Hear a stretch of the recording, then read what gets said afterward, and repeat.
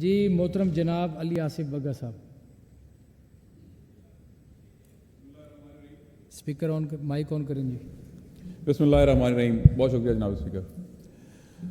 بہت سارے کلیگ نے بڑی خوبصورت باتیں کی، آپ کو 2 دفعہ ٹائم ایکسٹینڈ کرنا پڑا، میں زیادہ وقت ضائع بالکل نہیں کروں گا، اسی پوائنٹ بات کروں گا، جلدی وائنڈ اپ کروں گا۔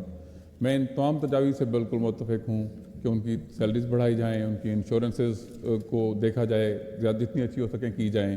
اسی طرح ان کا جو ان کی ہیلتھ اینڈ سیفٹی اور جو وہ اکوپمنٹ ہے جو ان کو چاہیے اس سیوریج سسٹم میں گھس کے اس کی صفائی کے لیے امیڈیٹلی ان کو فیسیلیٹیٹ کیا جائے۔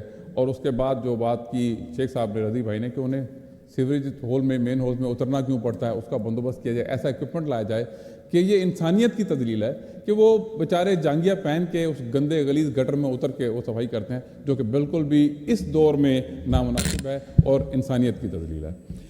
اس کے علاوہ باقی ساری جو ایک جو تحریک پیش کی، اس میں بتایا گیا کہ پرائیویٹ ویسٹ مینجمنٹ میں استحصال ہو رہا ہے۔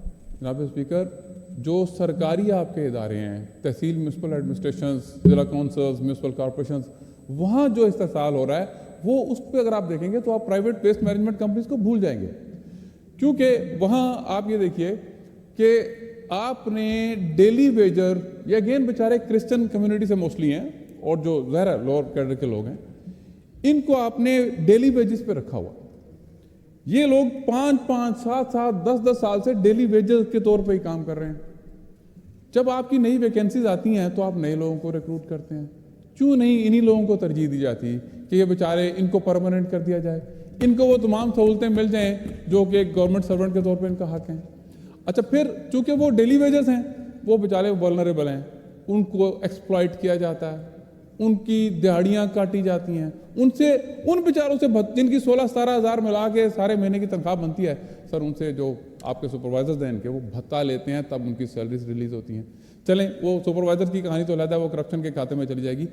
میں منسٹر صاحب سے ریکویسٹ کروں گا کہ یہ جو ڈیلی ویجز ہیں، کم از کم یہ دیکھ لیں کہ چلیں جو ریسنٹ ہیں ان کو نہیں، کوئی 2 سال 4 سال 5 سال کو ایسا کرائٹیریا بنا لیں کہ جب آپ کی نئی ویکینسیز آئیں تو آپ اس اپائنٹمنٹ میں ان ڈیلی ویجز کو پریفرنس دے دیں، پرائرٹی دے دیں جو پہلے کافی عرصے سے وہاں کام کر رہے ہیں۔ سیکنڈلی جناب اسپیکر، ایک بڑی عجیب چیز، میں چونکہ PP 75 سرگودا سٹی، جہاں آپ تشریف بھی لے گئے تھے کچھ دنوں پہلے، وہاں سے ہوں میں، تو وہاں پہ بچوں کے اسکولوں کے آگے فلتھ ڈپو پوائنٹ بنائے گئے، یعنی جہاں سے ہمارے چھوٹے معصوم بچوں نے اور بچیوں نے گزر کے اسکول کی مین انٹرنس میں اندر داخل ہونا ہے، ان کے گیٹ کے آگے جناب اسپیکر فلتھ ڈپو بنائے ہیں۔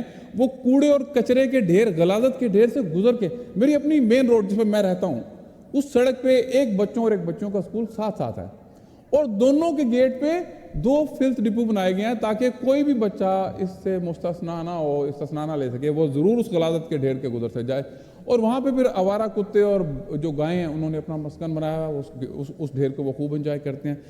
اچھا، پھر اسی روڈ پہ بچوں کے اسکول کے سامنے جناب اسپیکر جو مین ہولز ہیں ان کے ڈھکنے نہیں ہیں، اور ایک بڑی عجیب رسم ہے، میں اس کی وجہ بھی جاننا چاہوں گا جناب اسپیکر، کہ جب کسی مین ہول کا ڈھکنا گر جاتا ہے تو اس کے اندر ایک بیمبو کھڑا کر دیا جاتا ہے، ایک بانس کا ڈنڈا جو ہے وہ کھڑا کر دیا جاتا ہے، اور وہ کم از کم 15-20 دن، مہینہ وہ بانس کا ڈنڈا آنے جانے والوں کا منہ چڑھاتا ہے، اور یہ خطرہ ہے کہ کوئی بھی بچہ کسی بھی وقت اس میں گر سکتا ہے۔ ایسے حادثات ہوئے بھی ہیں ماضی میں۔ اچھا، میں نے کیا کیا جناب اسپیکر کہ میں نے اس جگہ پہ رک کے اپنے موبائل سے اس کی ویڈیو بنائی۔ جناب اسپیکر، آپ کی توجہ، جناب بنوے سر، آپ کی توجہ میں چاہتا ہوں کیونکہ امپورٹنٹ بات ہے، آپ کے لیے شاید نہ ہو، میرے لیے بہت امپورٹنٹ ہے۔ میں نے اس روڈ سے گزرتے ہوئے اس جگہ پہ جہاں وہ بمبو ایک گٹر کے اندر کھڑا ہوا ہے اور وہاں فلتھ ڈپو بچوں کے اسکول کے گیٹ، میں نے خود ویڈیو بنائی اور میں نے CO TMA کو فارورڈ کی، اور میں نے بتایا کہ میں فلاں ہوں اور اس پہ کائنڈلی کوئی بھی حادثہ ہو سکتا ہے۔ آج تک ان کے ایک بار ریمائنڈر بھی دیا، ان کے کانوں پہ جوں تک نہیں رہی، اور کمشنر صاحب جو ایڈمنسٹریٹر ہیں ان کو بارہا اس بات پہ ہم نے لوپ میں لیا، کوئی جواب نہیں آیا۔ آئی ڈونٹ نو کون سا صاف ستھرا پنجاب، یہ تو سیکیور پنجاب بھی نہیں ہے، صاف ستھرا کیا ہوگا؟ سر وائنڈ اپ کریں پلیز سر، میں پلیز میں نے اتنا وقت نہیں لیا جتنا سب لوگوں کو آپ دے دے رہے ہیں، میں بات مکمل کرنا چاہوں گا آپ کو۔ اچھا، دوسری بات جناب اسپیکر، آپ کی وساطت میں منسٹر صاحب کو کہنا چاہوں گا کہ صاف ستھرا پنجاب، میرے حلقے میں ایک گاؤں ہے 88 شمالی، منسٹر صاحب پلیز نوٹ کیجیے گا، وہاں کے لوگوں نے غلاظت کے ڈھیروں سے تنگ آ کر نوجوانوں نے اپنی ایک تنظیم بنائی، ہر گھر سے 200-200 روپے اکٹھا کیا اور 2 سینیٹری ورکر رکھے اور خود سپروائز کیا اور اپنا گاؤں صاف کر لیا۔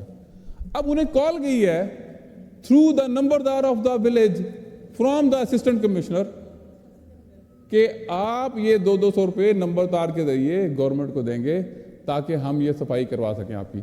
मैं जनाब मिनिस्टर से पूछना चाहता हूं आपकी वसादत से कि क्या गवर्नमेंट की कोई ऐसी पॉलिसी है कि कमिश्नर्स हर घर से 200 रुपया इकट्ठा करके उनको सफाई की पॉलिसी सहूलत प्रोवाइड करे?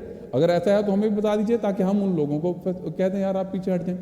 ये अजीबोगरीब किस्म का निज़ाम है जनाब जो। अच्छा फिर एक और चीज़ सर, आपकी जो इंतजामिया है वो लोगों से पैसे लगवा के सफाई करवाती है और फिर वहाँ बैनर्स लगवाती है। उन्हें कहा जाता है कि कमिश्नर साहब के नाम का बैनर लगाया जाए। सर आप घड़ी देख लें, 3 मिनट हुए अभी तक मुझे, 3 से ऊपर हुए तो मैं 13 मिनट हो गए आपके। कितने हुए? 13 मिनट हो गए आपके। सर आप नोट कर ले, मैं बैठ जाता हूँ और मैं माफी भी मांगूंगा। 13 मिनट मुझे नहीं हुए सर, आपने मुझे 3 मिनट दिए, सिर्फ 3 मिनट दिए आपने मुझे।